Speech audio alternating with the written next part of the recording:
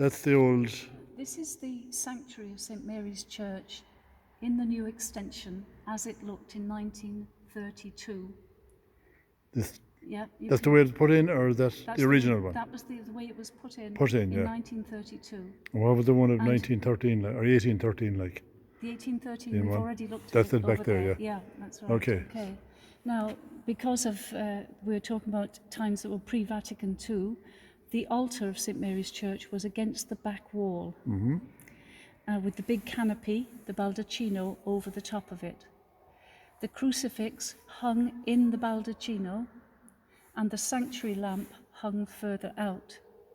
Okay. And you'll also notice that there were altar rails of marble, if you like, and with 2 golden gates to allow the priest to get up onto the sanctuary.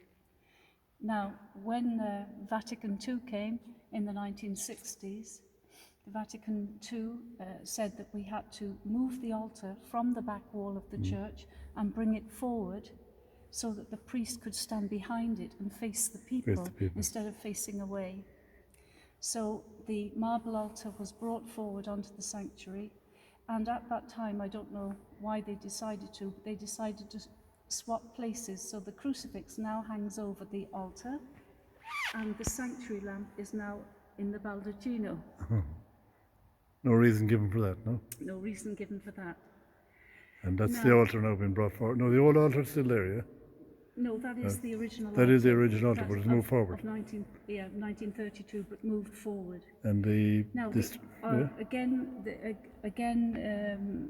the church also required in the 1970s that altar rails should be abandoned and got rid of, and that was very controversial. But the altar rails here in St Mary's were taken down, so we have no altar rails today. No. But nothing was wasted, and the altar rails these very altar rails here were used. The marble was used to make the lectern. Oh, yeah. It was used to make the president's chair, the presider's chair, and it was used to make what we call a reredos, or a background, if you like, to the tabernacle. So all the marble that was in the altar rails was used elsewhere on the sanctuary. And the golden gates were used to make 2 prayer stools in Our Lady's Chapel. So nothing was wasted. Nothing was wasted. Yeah.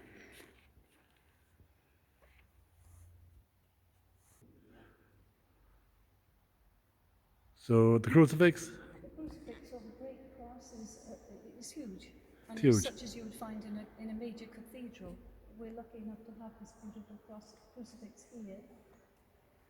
At the end of each of the crossbeams, you've got 4 symbols. You've got 4 winged creatures, and they represent the 4 evangelists: Matthew, Mark, Luke, and John. And if you look closely at the symbols, each of the winged creatures that's represented there is holding a book, and they're holding a copy of their own gospel. And I think what that's saying to us is that Matthew, Mark, Luke, and John are saying that our book is about this man in the middle, this man on the cross. Underneath Jesus' feet, there are 4 letters, I-N-R-I, and it stands in Latin for Jesus of Nazareth, King of the Jews. When Romans used to crucify their victims, they used to put their name and their crime on the crucifix. So his name, Jesus of Nazareth, and his crime, proclaiming himself King of the Jews. Severe punishment. Yeah. Treachery, I suppose. Yes.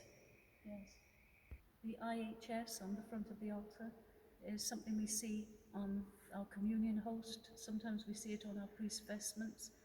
IHS are the first 3 letters in Greek of Jesus' name. So when you see IHS, you're seeing the holy name of Jesus.